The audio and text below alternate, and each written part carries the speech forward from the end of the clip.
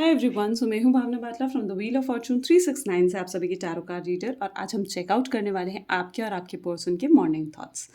ठीक है, अगर आपके थॉट्स रेजोनेट करते हैं आपके साथ तो आपके पर्सन के मॉर्निंग थॉट्स भी रेजोनेट करेंगे। ठीक है, और उससे पहले अगर आप नए हैं सब्सक्राइब कर लीजिए, बेल आइकन जरूर प्रेस करें ताकि आपके पास नोटिफिकेशन आए जब भी मैं कोई न्यू वीडियो पोस्ट करती हूँ। आप चाहते हैं ना मैं आपके लिए और ऐसी वीडियोज़ बनाऊँ तो इस वीडियो को लाइक भी करना है।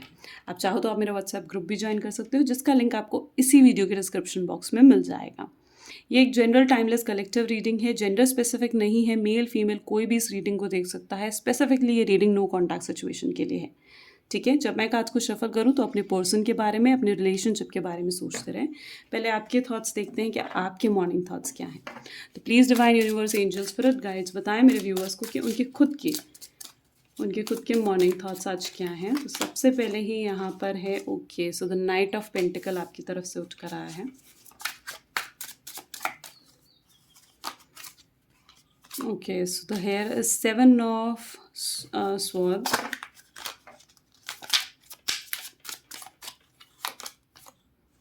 energy of sun, beautiful. 5 of sword at the bottom हमारे पास है knight of wands. Okay. सो जहाँ तक कि मुझे ये चीज़ें दिख रही है ना, आप अब मुझे ऐसे दिख रहा है जैसे स्टकनेस की एनर्जी से ना बाहर निकल रहे हो।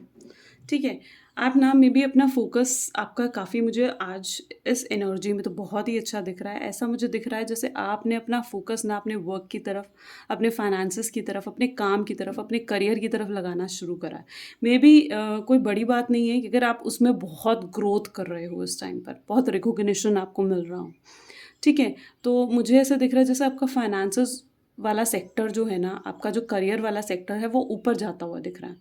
ठीक है, क्योंकि अब ना आप उसकी तरफ अपना फोकस डालते हुए दिख रहे हो। आपने काफ़ी हद तक, जैसे मैं आपको कहती थी ना हमेशा, कि अपने सेल्फ लव के बारे में सोचो, अपने लिए पॉजिटिव बोलो, अपने रिलेशनशिप के लिए पॉजिटिव बोलो। And this is what I am seeing कि आपने ये चीज़ें शुरू करी हैं। ठीक है, पॉजिटिव एफर्मेशंस पढ़ना, अपना अपने बारे में सोचना, तो वो चीज़ें की एनर्जी तो मुझे आज मॉर्निंग में सबसे पहले दिख रही है। सन की एनर्जी यहाँ पर उठ कर आई है और काफ़ी हद तक इस स्टकनेस के पीरियड से आप बाहर निकलते हुए दिख रहे हो।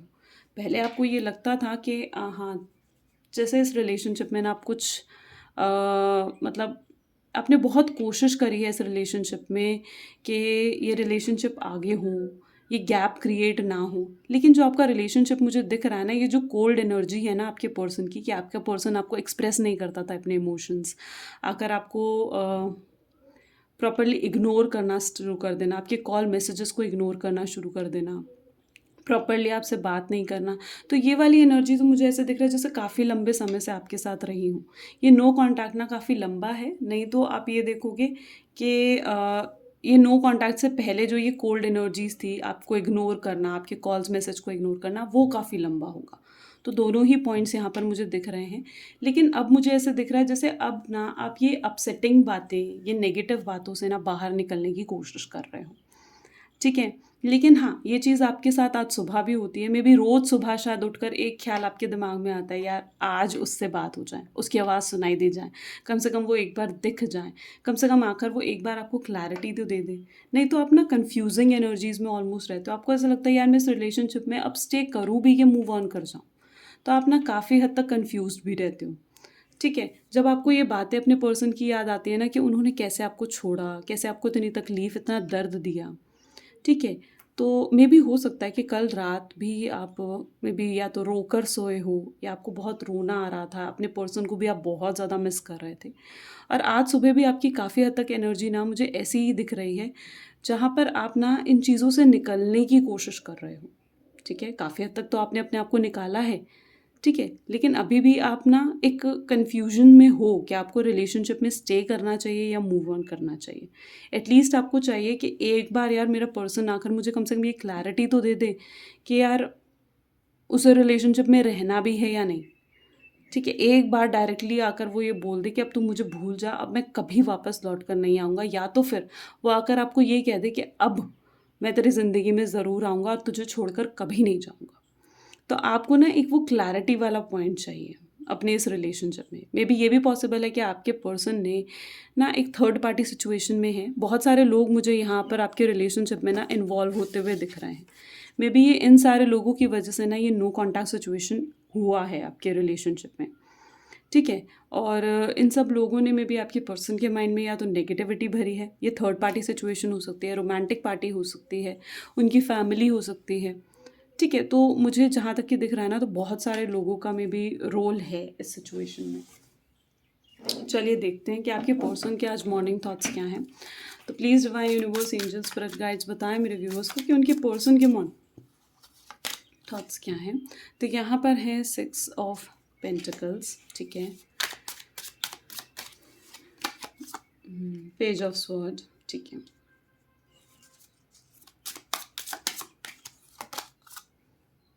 थ्री ऑफ स्वॉर्ड,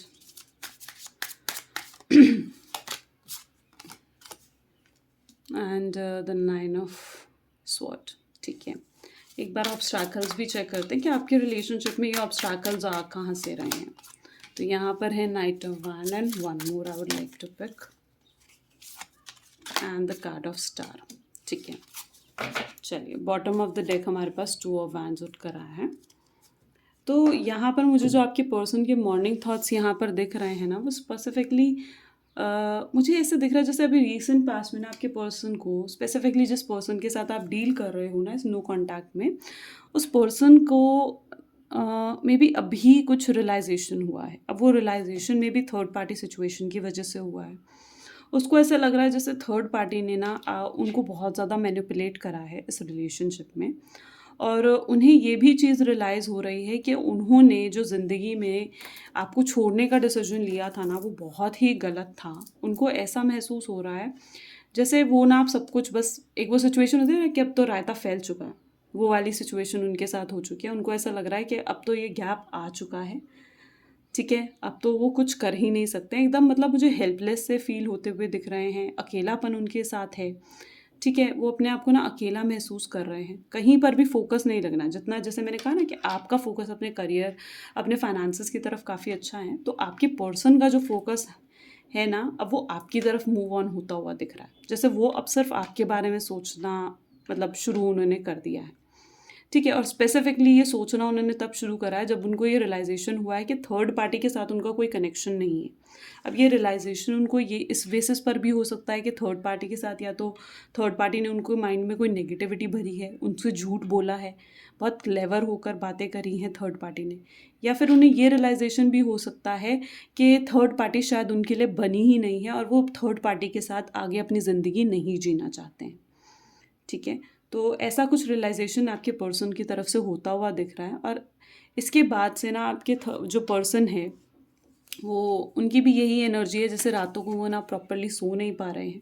वो भी कल रात शायद बहुत रोए हैं, बहुत पछताए हैं आपको याद करते हुए, ठीक है। बहुत वो, उनकी ऐसी एनर्जी दिख रही है जैसे आपको ना कॉल मैसेज वो करना चाह रहे हैं, लेकिन अपने आप को बहुत हेल्पलेस से महसूस करते हैं, ठीक है। उनको ऐसा लगता है कि आपको क्या बात कर, क्या कहें क्या आपको, ठीक है, आपको कहें क्या कॉल कर कर, कैसे क्लैरिटी दें आपको, ठीक है, कैसे आपको कहें कि हाँ मुझे तुझसे बात करनी है, ठीक है, अब मैं ऐसा फिर से नहीं करूँगा।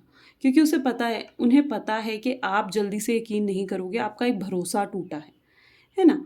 तो वो चीज़ उन्हें रियलाइज़ हो रही है कि उन्होंने आपका भरोसा तोड़ा है और फिर से उस भरोसे को वापस से ज़िंदा करना बहुत ज़्यादा मुश्किल है, राइट। अगर आप खुद सोचो ना, अगर वो पर्सन आपके साथ वापस आएगा तो भी आपके दिल में हमेशा ये डर रहेगा कि वाक़ई में कहीं ये पर्सन दोबारा से तो मुझे छोड़ के नहीं चला जाएगा, है ना। तो ये चीज़ आपके पर्सन सोच रहे हैं कि दोबारा से आपके दिल में वो ट्रस्ट पैदा करना उनके लिए कितना मुश्किल है, राइट। जहाँ तक कि मुझे दिख रहा है आज भी वो अपने आप को अकेला महसूस कर रहे हैं, एक दर्द, एक भारीपन दिल में हमेशा उनके रह रहा है, सोचकर एक गिल्ट की एनर्जी उनके साथ बनी पड़ी है, ठीक है। और जहाँ तक कि आपके रिलेशनशिप में ऑब्स्टैकल्स मुझे दिख रहे हैं ना, वो स्पेसिफिकली ये है कि जैसे अब आपको लग रहा है कि आपके रिलेशनशिप में ना कोई होप्स ही नहीं रह गई है, ठीक है। आप दोनों ना होप खो चुके हो, आप दोनों ना पॉसिबिलिटीज़ खो चुके हो एक्शंस लेने की।